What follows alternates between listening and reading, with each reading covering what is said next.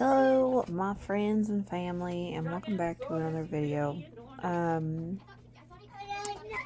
Let's see how many times I can avoid saying this time. So we're officially in 2024, and I don't know, I'm just not obtaining the goals that I want to have. But recently my family and I applied for a new home, and we find out this next week whether we get the place or not. So I've kind of been in the mindset of decluttering and stuff. But this was just an ordinary day, and I couldn't really get myself going. So, this day. So there's two clips here. I clean the living room and I clean the kitchen, and that's all that I'm putting on this one, because the last video I made was super long, and because it was so long, I kept doing the voiceover off. So this time I'm just doing a quick video, not thinking too much about it. So I got this whiteboard and I put some goals on it, and I ended up this day only cleaning the living room, and then the rest of the day we just vegged out, because over here in the inland northwest it has literally been -8 during the day, and so when that's a thing, there's not a whole lot that you can do. And so we had some bad cabin fever. My daughter, she was really affected by it, and something in her brain was she just wanted to argue. Like, I could say the sky was blue and she would argue it. Like, it was that bad. And I had brought attention to it multiple times, and it didn't seem to be getting better. It was one of those times in motherhood where it's just like you just gotta work through it. Actually, very shortly after this, I ended up having a screaming fit with her, and although that may be like, my whole approach on parenting is more of a gentle parenting way, but with her, it seems that sometimes that just isn't enough to make her understand the severity of the situation. Because I tried to explain it to her, I tried everything, and then I just yelled at her, and I got my point across. And it's so funny because it was like after I had yelled at her that she came to me and apologized, and then 2, her actions reflected that she was listening to me. So yeah, I guess sometimes parenting, that's what it takes. For her, she has some pretty, I would say, medium severity of ADHD. She does take medication for it, but there are some, how do I describe this? Our minds just work so differently. So, like, when I connect with my boys, because they are half of me, they have half of the same thought processes and everything. But with Lily, because she has completely different DNA than me, I don't relate to her on things that, like, a blooded parent would relate to. So that just, my point is my brain works so differently than hers that sometimes it's just real hard for us to communicate to each other. And I've really tried to do the research, and that's why I say that I have attempted to do gentle parenting with all of my children, but with her, I have also been doing a lot of research on ADHD and how the brain chemistry is completely different. Fun fact, it's actually your frontal cortex develops at a slower rate than the average human, and it can actually be measured, and it can actually the doctor that I watched, he did an entire seminar on it for parents. He said it is comparable or comparable, however you say that word, to having an arm that didn't grow right. Like, you wouldn't expect that person with no left hand to be able to catch a ball with their left hand. Like, that would be idiotic. So having certain expectations from someone with a slower developing frontal cortex is not fair. Just hear me out. And so he also said that people with ADHD, the medical industry and everything is they're trying, in the school education system, they're trying to come up with a better way to handle it, and they are giving them extra time and all that. And he says that that's actually counterproductive, and that these children do not need more wiggle room, and in fact they actually need the opposite. They need stricter boundaries, they need stricter deadlines. And so I think that my blow up, because it was a calculated blow up, but it was a blow up, was just what she needed to like realize that, hey, I'm not messing around. You know, I have these standards for you, and I am not going to give. So it's just funny because I had that blow up, and then the rest of the day we were just like, we were synced, where I would start a sentence and she would finish it, and because we were both tag teaming the house trying to get it fixed.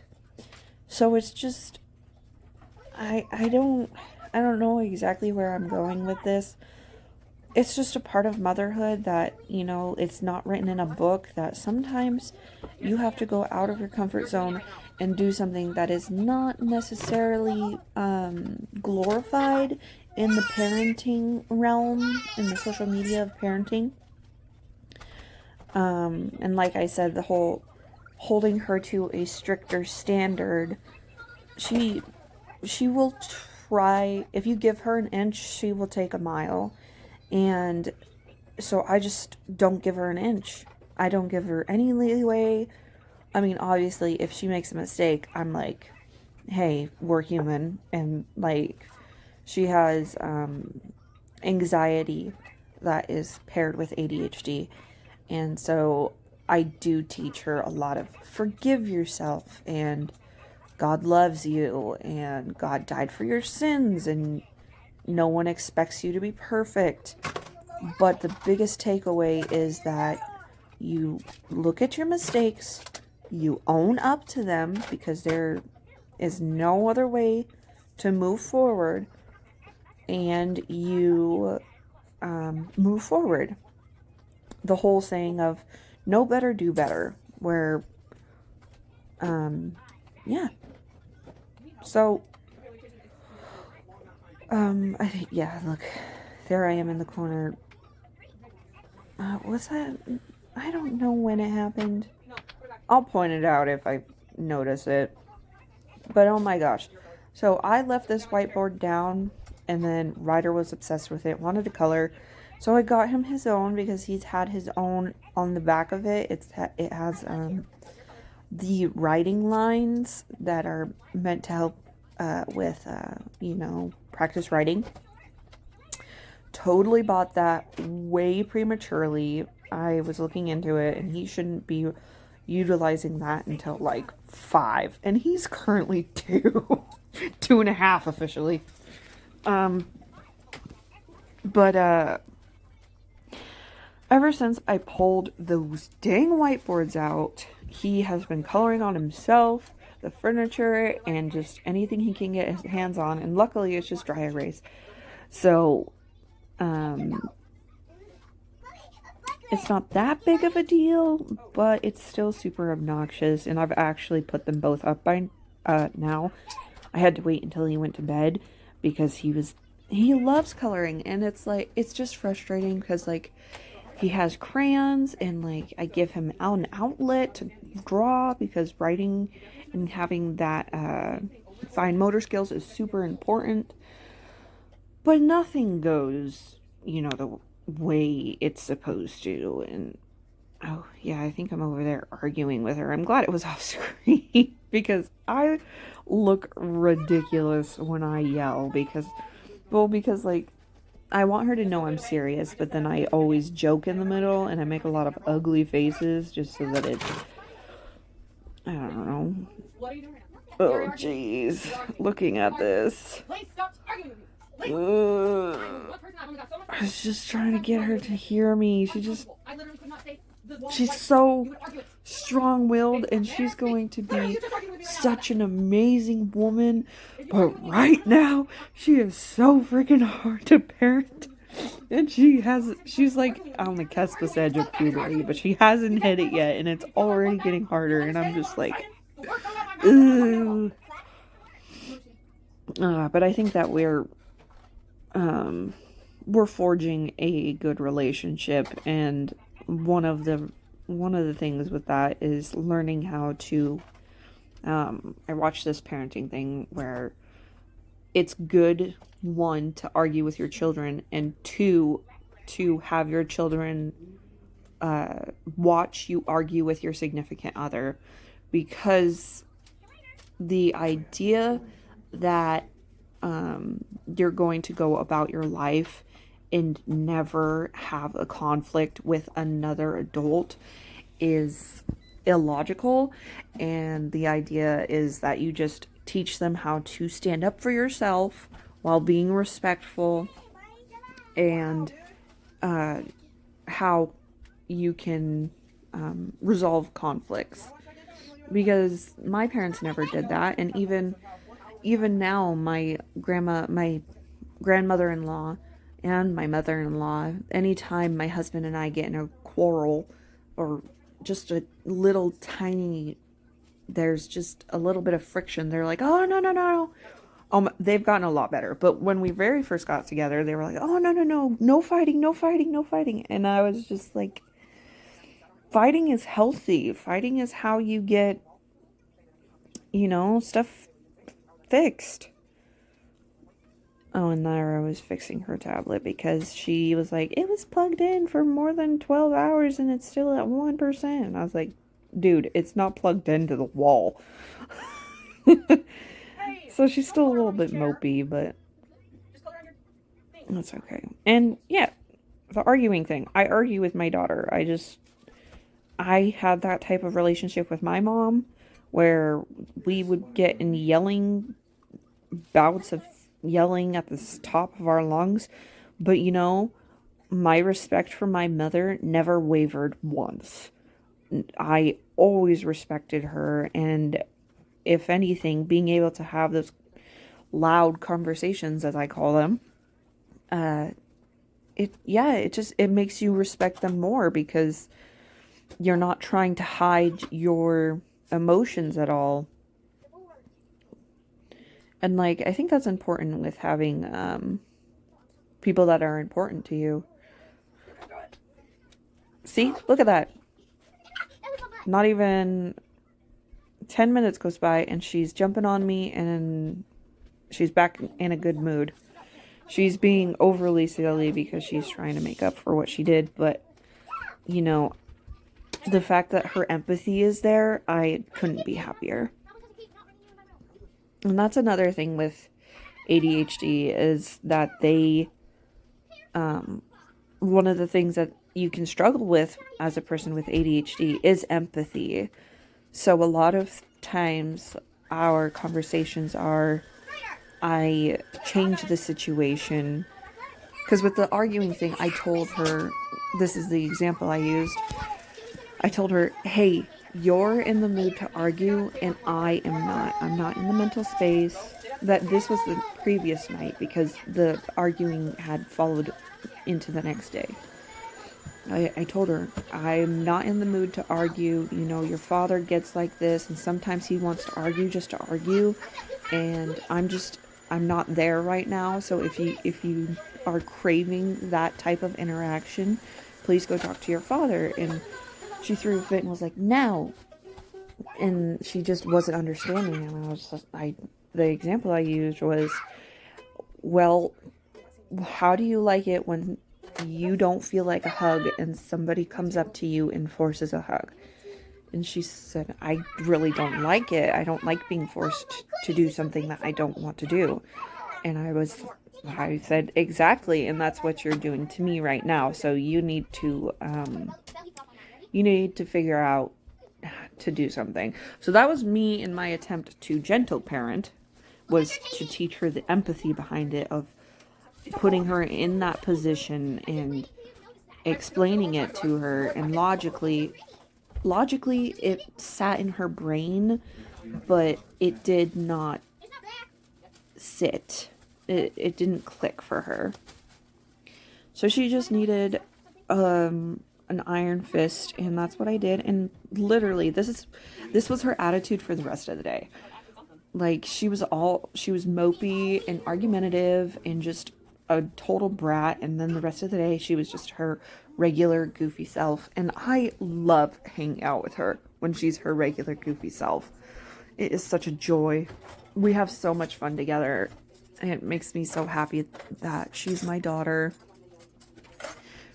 from another mother. And then, so this is the next day, and I'm filming the voiceover on this same day. And it's just, Sundays are so mentally draining for me. Thank the Lord, I have been compelled to go to church. So I went to 2 different churches, 2 or 3, and I ended up falling on one that I liked. So Sundays, I have a lot more spiritual energy now. But Sundays are the day we give Lily back. And there is not a job more difficult than being a co-parenting stepmom. It is the hardest thing. Like, I gave birth with no medicine, no epidural. It was unwilling because he was coming fast with Ranger, my second. And these Sundays accumulatively are so painful that I would take birth any day. Literally, I would squish a baby out my vagina every day if it meant that I could have my daughter. And it's hard because I know her mother loves her. Her mother loves her so much, and I love her mother. She's a wonderful woman.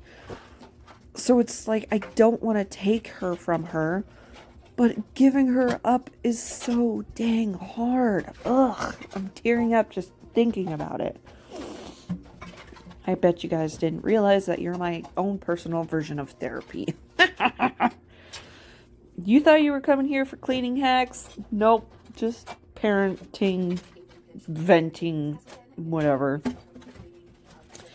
I guess I should talk about what I'm doing. Oh yeah, the whole point of me saying that was I came home after dropping her off after church, because we went to church, we went and got coffee, and then I went and dropped her off. And once I dropped her off, I tried to do something, because going home with the boys by myself is just so depressing in my mind. Because it's just like, Sundays are supposed to be a day of families, and I'm giving my daughter up, and my husband won't be home till late, and it's just hard mentally. And honestly, I was just I did work some before this, and then I sat down and I stayed there and I scrolled on YouTube Shorts, and I don't have the app TikTok for a reason, because it's just, I wish that you could turn off Shorts, because they throw them all over your home page, because they know if they get you to click one, you'll watch 100. It's great marketing. It really is. But by gosh golly, if you want to be a productive member of society, you cannot watch YouTube Shorts or TikToks or Instagram Reels or Facebook Reels. So I just steam shovel. Is that the term? I just decided to do it. I just flipped a switch, and I am so glad I take an antidepressant, and I would not be able to do that if it weren't for my antidepressants. Like, my depression is debilitating, and with my antidepressants, I can be sad and I can still do things. Like, I didn't want to do this, but I still did it. And I think that, well, no, I think that if I didn't have my antidepressants, it would get so bad as to, I wouldn't even, like, I would take care of my kids, but they would be living in squalor. And I feel like I've been falling into a lot of bad habits.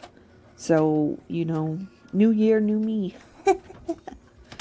No, but, I try not to do the whole New Year's resolutions. This thought process of getting my act together was started in November, and it's my youngest's age. So he is, oh my gosh, I can't believe I have to say this. He will be 1 next month. And with that comes a lot more freedom for me. Like, do you see me here? He's just exploring, living his best life, and I am able to be a productive member of society. Like, I wouldn't give up my boys for anything, but that first year of babyness is one of the most difficult things that I have ever done. It's just emotionally draining, and it kills me that there were times where I was not a good mom to Lily. I was not a good mom to Ryder. I was not a good mom for Ranger. And it's just a hard season of life. There's no other way to word it. So because he's getting a little bit older and I'm able to have a little bit more independence, I have these goals. One was to establish myself at a church, because I want my children, not my boys. Lily only gets to go to church every other week with us. But the boys, they are craving community, and I want them to be surrounded in a God-fearing community where we, you surround yourself with the people you want to be most like.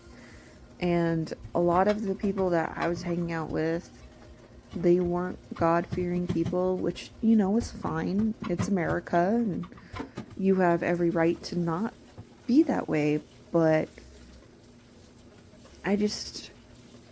Am I making sense? Who cares? Let's think about something else. I don't know what else to talk about. Ranger's eating a whole bunch of crap now, which is fun. His favorite thing is vanilla Greek yogurt. He looks at it like ice cream.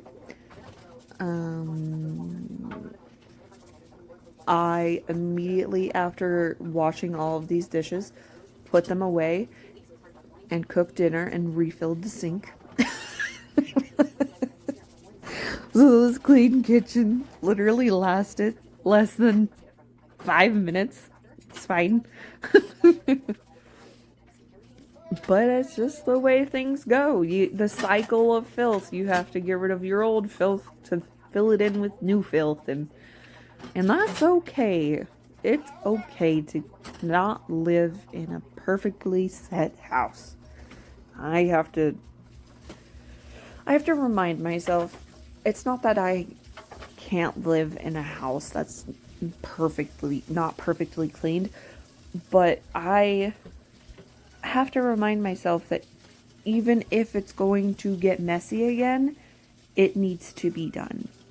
Because if you do not clean your filth regularly, and by filth I just mean, your everyday, your dishes, your carpets, your stuff. If you do not clean your filth will start to damage your environment. Like if you, for instance, one of my goals was to clean the floors. I didn't get to it, but I cleaned the house after this clip. I ended up finishing the rest of the house. And Ryder, I set cereal down for Ryder, and Ranger is now pulling himself up onto things. So Ranger pulled himself up onto his stool and dumped the cereal and milk on the carpet. So I know that crap like that's going to happen again. It's inevitable. But if I let the milk sit in the carpet too long, it's going to get disgusting. So that's what I mean by the cycle of filth. And you really have to keep that mindset of like, yes, I am doing this. No, it's not pointless. Yes, it's going to get dirty again. And that's okay. I really wish I had a different filler word than No, I'm just trying not to say and I don't know what to say. So with the dishes, I am going to implement a thing where I really just need to do a load of dishes at the end of the night. Don't say because there are two things that I'm trying to implement. I'm trying to cook more, because if you cook more, you are putting less garbage in your body. If you're putting less garbage in your body, I literally can notice when I have too much sugar purely based on my acne. Not even joking you. The better I eat, the better my face looks. So, one of my goals is to do more cooking so that I stop looking like garbage. And then I just want my house to be tidier. It's to the point in my life where I can have my house tidied at the end of each day. Is my house going to be tidied during the day? No. I have 2 children that are, one's almost a toddler and one is a full-blown teenager. No, it's 3-nager. Terribles 2s, whatever. Oh my gosh, he's so... Ryder is in this era of just... What's the word? He doesn't want to do anything that I tell him to. Rebellion. He's rebellious. He's learning body autonomy and all that garbage. So it's very much age appropriate, but it just sucks so bad. And anyone who has had a 2-year-old understands.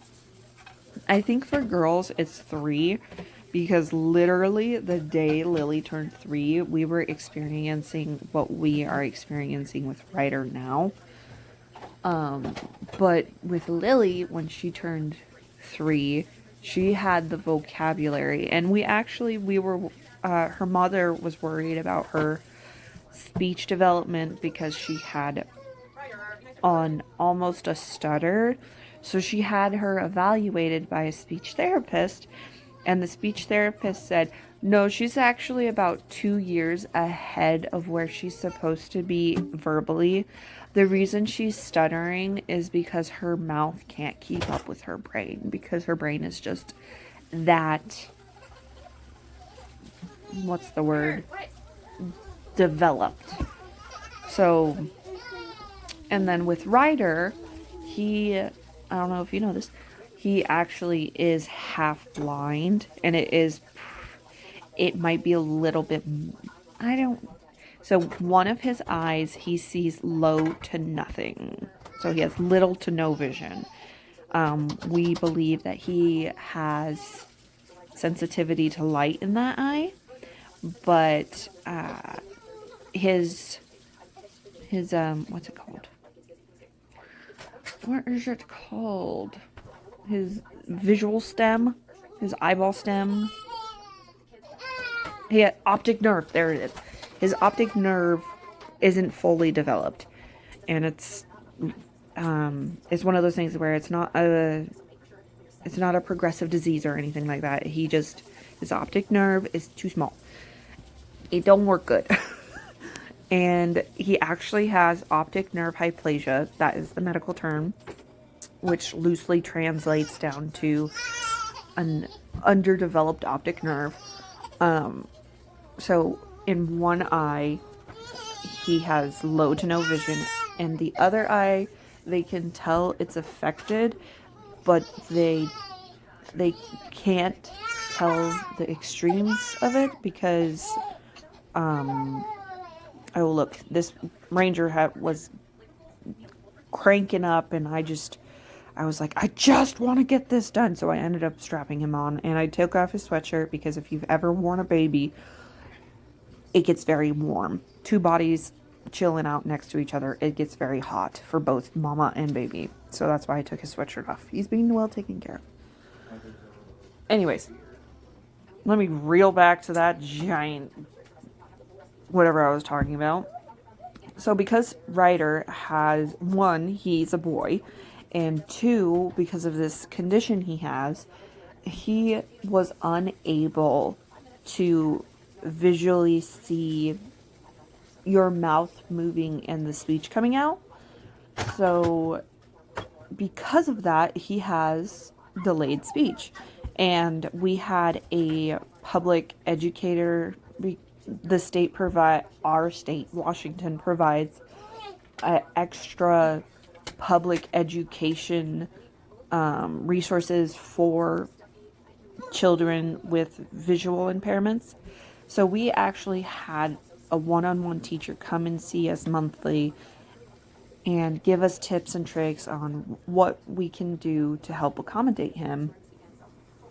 And she was like, I noticed there is a speech delay, but because he is his vocabulary is expanding every time we meet, I am not worried about it. I just think that there was the initial delay because of the lack of mimicking is what it is. That's one of the main things that teaches babies how to speak. There's the audio, but what I didn't realize is how different the visual or how imperative the visual aspect was. And if you see me bouncing around, it's because it was making Ranger laugh, and his laugh makes me laugh. So anyways, I know Ranger doesn't have the same condition as Ryder. One of the things is that Ryder, we always knew he had a lazy eye, so I kept that conversation open with his primary, and she said, baby's eyes, you can't really definitively have a diagnosis for a lazy eye or any type of visual stuff until they're 1. Because before that, their eyes literally are developing so much during that first year that you can't tell what is just them growing versus an actual impediment. But with Ranger, I 100% know that they do not have the same condition, because his development, he is so completely at a different development than Ryder was at this age. He recognizes his name, and he knows that I am Mama. He knows that that is Bubba. He knows his Dada. He knows Dilly. He knows Aunt Nat. He knows Granny and Grandbob. And then Mama Nana, Nana Jinjin. And I think that's... He recognizes Papa Brian and Nana Turkey and Papa Will. He does recognize those guys. But Ryder at this age, he was just a lot more... Like, if you see pictures on my camera reel of Ryder at this age, he just always looks scared. And honestly, like, understanding that he didn't have very good control of his eye, 1, and 2, he was not receiving the same amount of optical information. Yeah, he's terrified. This world is big and scary, especially if you can't see it.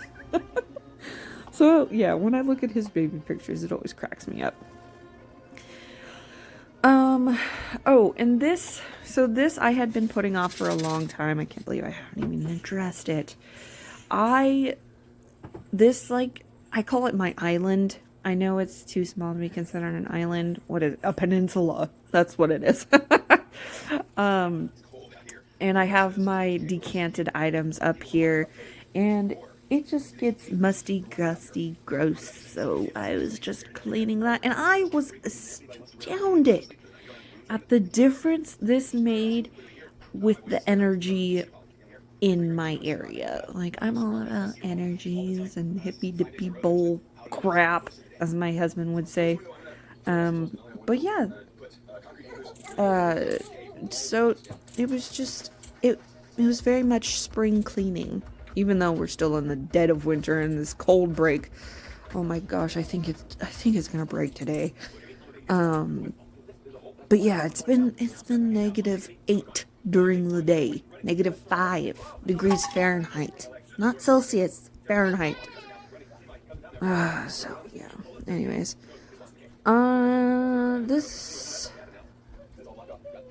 I absolutely love baby wearing, and actually, I have a baby carrier that is rated for Ryder's weight, and at one point, I was so desperate to try and get the boys to sleep because they were both awake during nap time, and I was trying to get them to sleep, so I literally baby wore them both, and that was that was pretty dang difficult, because Ranger's about 20 pounds and Ryder's about 35 pounds, so that's like 50 plus pounds, and I got a fat butt, so that I'm like 240, right? 230, 240. Does it really matter after 200? I was walking around with 250 pounds on my body. 250 plus. Felt bad for my floorboards. And always, I just needed a refresh. And oh my gosh, is that the cup? Oh, I think I missed it. I don't know if y'all have noticed, but I have had a cup that I can't get the lid off of. So I literally just threw it in it's been like 3 or 4 weeks I couldn't get the lid off. So I just gave up and threw it. It was a nice one, but you know, if I can't get the lid open, it's useless. Useless! Anyways, thanks for listening to me rant about absolutely nothing. And watch me clean my nasty ass house. I appreciate each and every one of you. Thank you. God bless. Have a wonderful week. And all that jazz. Happy 2024.